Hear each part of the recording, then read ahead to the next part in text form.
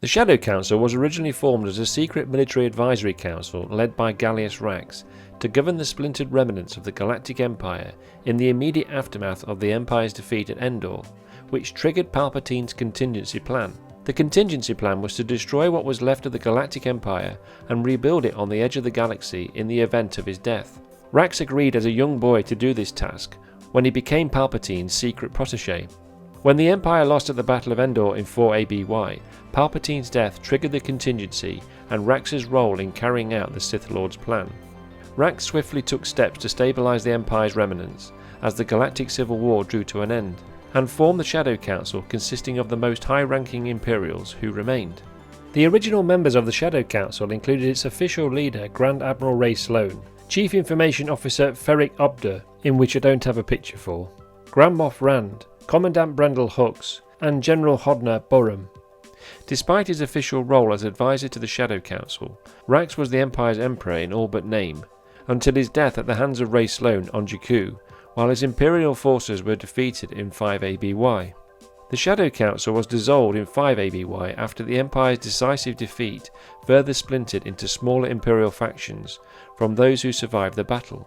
During most of the Galactic Civil War, Grand Admiral Thrawn, who was out in the unknown regions, remained hidden away with his 7th Fleet, while the rest of Palpatine's empire in the known galaxy was dismantled. Now in 9 ABY, the Shadow Council reassembled to reveal a relatively uncoordinated set of Imperial warlords, which would later help form into the emergence of the First Order, although it already has me thinking about the destinies of Thrawn and Ray Sloane. I felt the Shadow Council scene was fascinating, and I was pleased to see the confirmed appearance of Captain Pellaeon, appearing to convey Thrawn's direction on how their combined Imperial forces should remain under the radar of the New Republic in preparation for Thrawn's return. Pellaeon's status on the Council was interesting due to the various ranking officers around him. Although speaking in Thrawn's absence, Pellaeon is a captain, and he appears to hold authority over the group on Thrawn's behalf. Another character confirmed at this stage is Commandant Brendel Hux, the father of Armitage Hux, who appears alongside Pellaeon as the other officer under Thrawn's significant Imperial remnant. Brendel Hux is a surviving member of the Shadow Council from Gallius Rax's leadership period.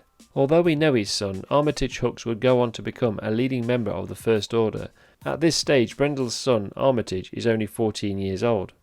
When the deceased Moff Gideon suggested new leadership on the Council in Thrawn's continual absence, Commandant Hux responded by saying that Project Necromancer is the place for that. But what did Hux mean by this, and what is Hux's role on the Imperial operation? We know that later the mysterious clone Snoke becomes essentially Palpatine's puppet leader of the First Order, with enough power in the ways of the dark side to tutor Kylo Ren.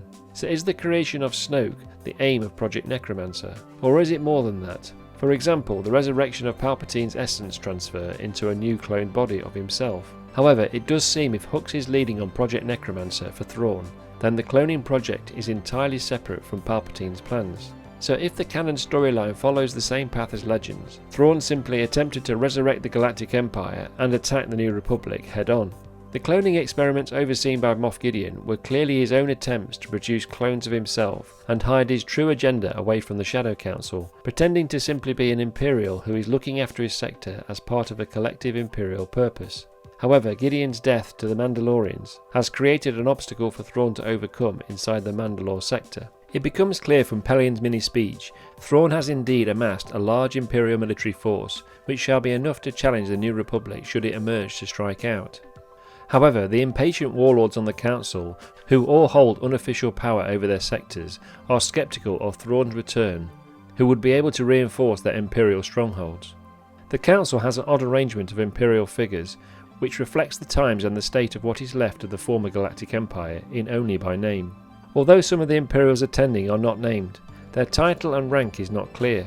I have a few theories on who some of these Imperials could possibly be, but it remains to be seen if they will be named in future Star Wars content. This warlord, who was seen responding to Pellaeon at the beginning of the scene, resembles a character featured in the Age of Resistance villains comic, named as Admiral Brooks of the First Order, who Armitage Hux had executed for attempting to remove him. This warlord reminds me of the character Grand Moff Rand, who, like Hux, was a surviving member of the Shadow Council under the leadership of Gallius Rax. After the Battle of Jakku in 5 ABY, the Grand Moff retreated to the Quellihan Nebula to form his own powerful Imperial remnant undetectable from the New Republic sensors due to the nebula's ionized gases. These 3 warlords unfortunately I don't have any ideas on. However, a warlord who didn't speak in the scene but acknowledges Gideon when he arrives could be Hodna Burum, who would be another member of the original Shadow Council as he survived the Battle of Jakku as the ground forces commander.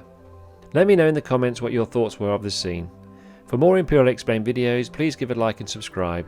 Thank you for watching, and as always, long live the Empire.